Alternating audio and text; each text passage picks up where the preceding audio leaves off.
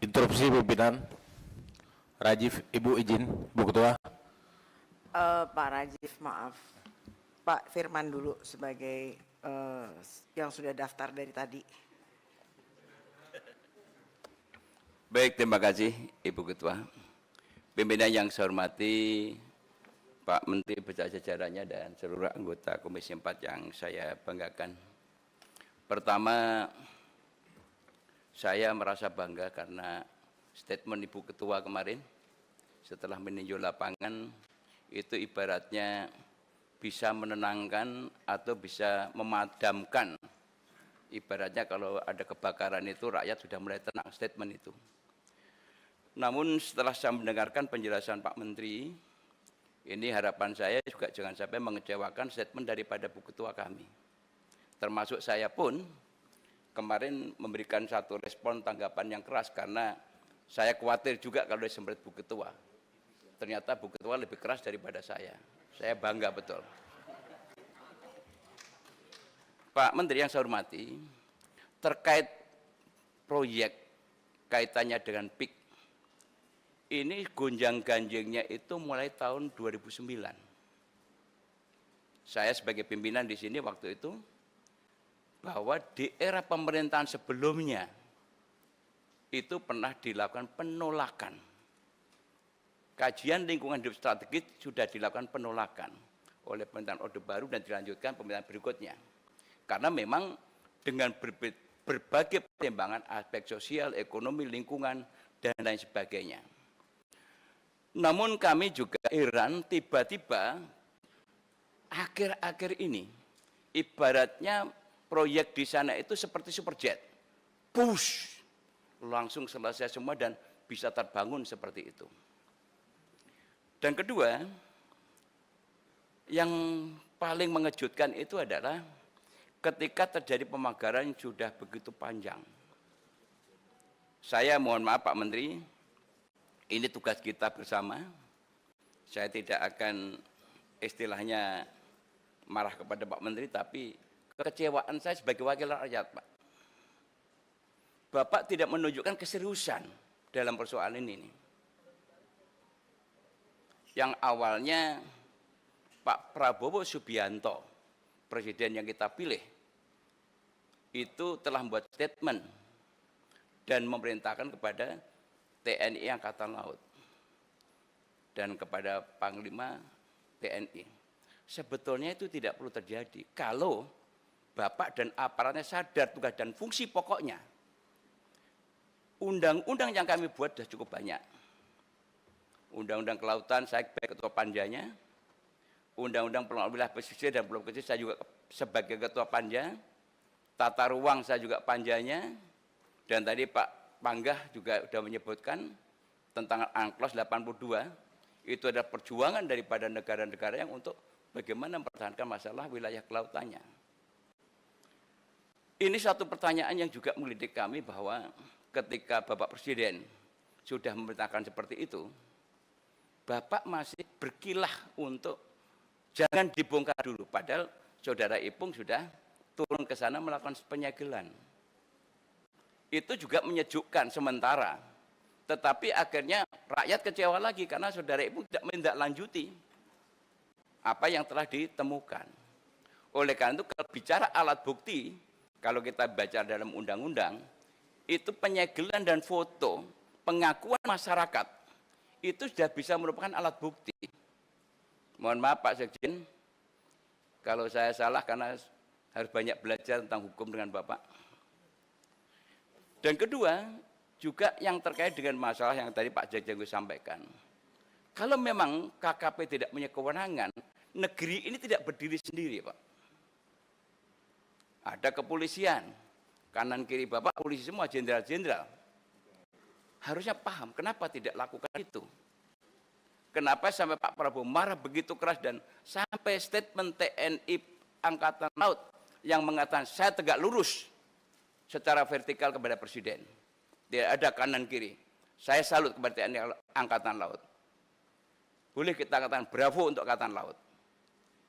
Ini menunjukkan bahwa keseriusan bahwa negara ini Pak sudah mulai akan dirusak oleh orang-orang tertentu.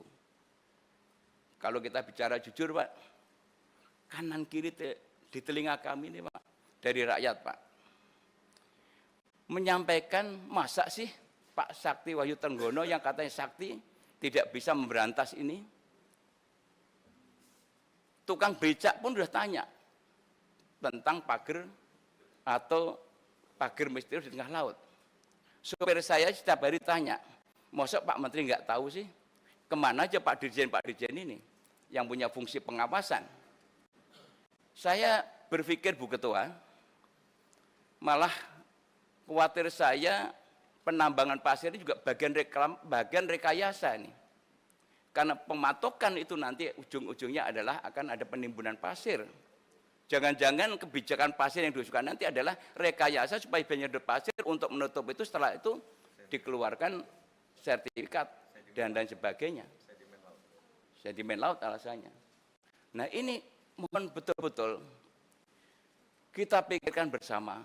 Semua orang tahu tentang PIK itu siapa, bagaimana kekuatannya, dahsyatnya.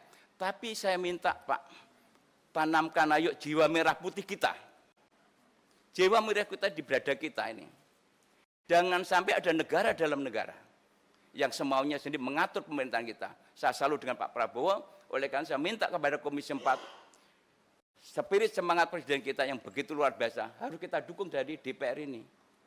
Jangan sampai DPR ini dianggap sebagai atau dicap sebagai lembaga stempel. Kami sudah terjun kemarin, ternyata tidak cukup hanya pagar misterius di tengah laut. Saya kebetulan ditugasi untuk di wilayah sebelah. Lebih terkejut lagi ini, ada 1063 hektar mangrove yang di ruang laut juga akan diturunkan statusnya dan kemudian juga nanti ujung-ujungnya akan disertifikatkan untuk pariwisata. Padahal jelas-jelas dalam PSN itu, wisata itu diperbolehkan tapi tidak boleh dijadikan tempat tinggal. Ini nanti kita bahas dengan Menteri Perhutanan nanti siang. Nah, oleh karena itu Pak Menteri, sekarang ini rakyat sudah menunggu. Rakyat ini menunggu apa endingnya. Jangan sampai rapat hari ini hanya merupakan anti klimaks. Rasanya kalau rapat ini tidak ada satu kesimpulan yang memberikan jawaban kepada rakyat, saya mohon maaf Pak, tidak nanti, sekarang pun saya lepas dulu Pak ini, rencana saya Pak. Saya lepas Pak. Malu sebagai wakil rakyat. Karena persoalannya sudah berlarut-larut. Ini rakyat yang menuju bahwa ada skenario bahwa pejabat-pejabat tertentu melindungi terhadap proyek besar ini. Ada apa? Gerangan. Ini serius Pak. Oleh karena itu, ayo kita sama-sama, mumpung Presiden kita semangat, harapan saya DPR sudah semangat, kemarin setelah paripurna kita diterjunkan ke lapangan, Pak Menteri juga harus sama-sama semangat. Jangan sampai Pak Menterinya malah kendor. Harapan saya seperti itu. Jadi ini Bu Ketua, saya mohon betul agar statement Bu Ketua kemarin itu bisa menjawab daripada apa yang disampaikan atau diharapkan masyarakat. Saya dan teman-teman tentunya di ruangan ini tidak ada fraksi partai-partai Pak, yang adalah fraksi Komisi 4. Kami ada di belakang Ibu Pimpinan untuk mendukung apa yang langkah-langkah dilakukan Ibu Pimpinan dalam rangka menegakkan regulasi, aturan, dan harapan kami adalah harus diusut tuntas. Seperti yang disampaikan Bu Ketua. Harus karena sudah ada pengakuan. Yang paling bahaya Pak adalah ada sebuah skenario. Rakyat, nelayan yang tidak tahu atau buta hukum disuruh bikin pengakuan. Alangkah naibnya negeri ini. Rakyat yang sudah susah sengsara disuruh mengaku untuk melakukan persekongkolan jahat. Mengakui perbuatan-perbuatan yang melawan hukum oleh kelompok tertentu. Ada 6 perusahaan di sana yang sudah mendapatkan legalitas terhadap pemilikan di sana, padahal di sana masih dalam posisi ada air, undang-undangnya sudah jelas semuanya. Kami juga konfirmasi kepada Pak Nusron, tapi sayang Pak Nusron tidak pernah berani merespon, karena mungkin saking ketakutannya, tapi saya berikan apresiasi.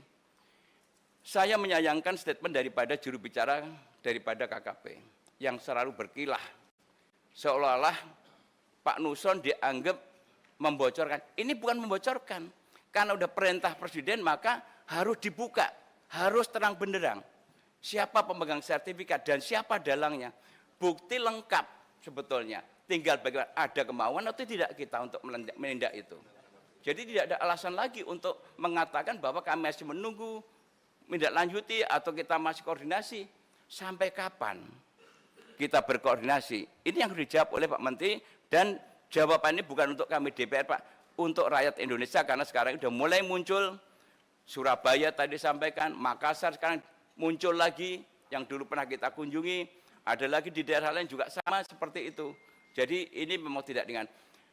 Oleh karena itu saya minta kepada Pak Menteri, karena sudah memerlukan perintah instruksi Presiden, sampaikan kepada Saudari Menteri Keuangan, kalau memang Bapak perlu anggaran besar, ini adalah untuk menyelamatkan aset negara. Ini adalah milik bangsa Indonesia.